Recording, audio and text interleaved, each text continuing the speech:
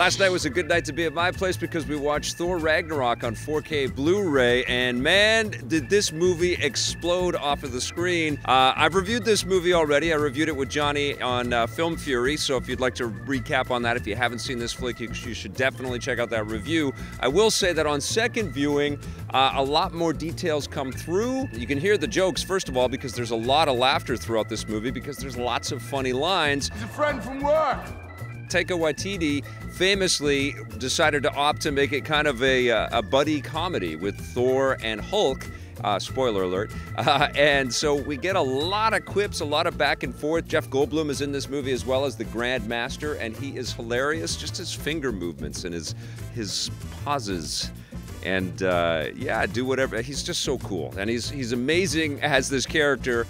And he had free reign. And what was interesting, because there's deleted scenes on the Blu-ray, is that you get a chance to kind of see how much further they went with Goldblum. And I gotta say that Taika Waititi cut the right stuff. Not that the deleted stuff was bad, but it was almost a little too much, and he knew it. And very smart. So you're left wanting more Goldblum. Here we go. Here we go.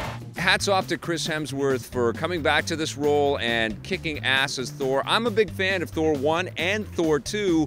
I like the more serious tone that the movies have gone in the past. I love this sort of cosmic Marvel universe that was set up with Asgard and, you know, Thor fighting ice giants and rock giants and all. I loved all of that stuff. I always thought it was just a crazy idea to put Thor on the big screen, and they really pulled it off, I thought, with the first two movies. And I also think that it was the right choice to mix it up. Anybody that's read superhero comic books as long as I have knows that the creators like to kind of flip the table and try something brand new. There are lots of places throughout the DC and Marvel timelines where we do get this crazy, you know, comedy kind of vibe out of the stories. And there's lots of books that you can point to. And I think that's one of the main criticisms that people have about Thor Ragnarok, is that it is too jokey and too funny, and the repartee between Hulk and Thor just gets a little too, you know, like petulant little brothers or something like that. And I can see the reasoning behind those criticisms, absolutely. But I think you can also counterbalance that with the fact that Taika Waititi and his whole Marvel team made a huge homage to Jack Kirby and all of his creations in Sakaar, in the city that we get to run around with Hulk and Thor. It just looks incredible, and all the costumes, all of these sort of, you know, geometric shapes on people, and there's like fuzzy creatures just sort of walking around in the background that are all sort of spray painted, and it looks insane, but it looks like comic panels, and I think that's incredible. And also, that fight between Thor and Hulk is something that you can watch forever. It is so entertaining, it's so cool, so much carnage, and you know, they both come off, you know, exceptionally well in the battle. It's really, really well handled. I loved all of that stuff.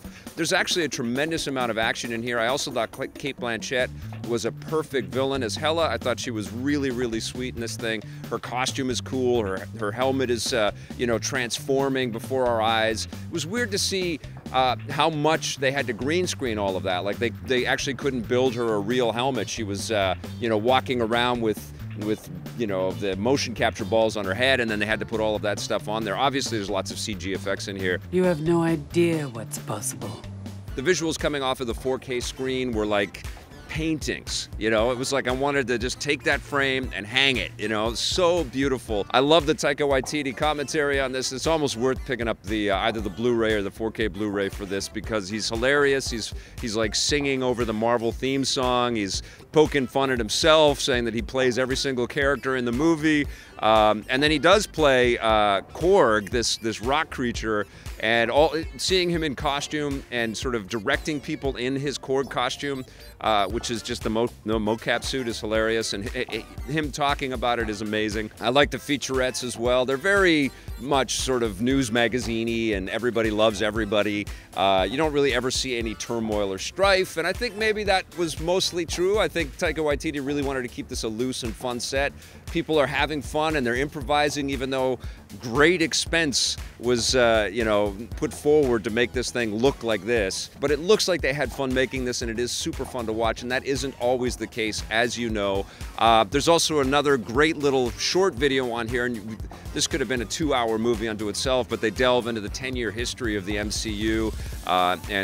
There's also a quick shot of everybody collecting on the stage to take that now famous portrait of all of the Marvel cast members together and the crew members together. This is an incredible story, this whole MCU story, and Thor Ragnarok elegantly fits right into the collective. It's a terrific movie, and it's an amazing 4K Blu-ray. It gets a 9 out of 10 from me.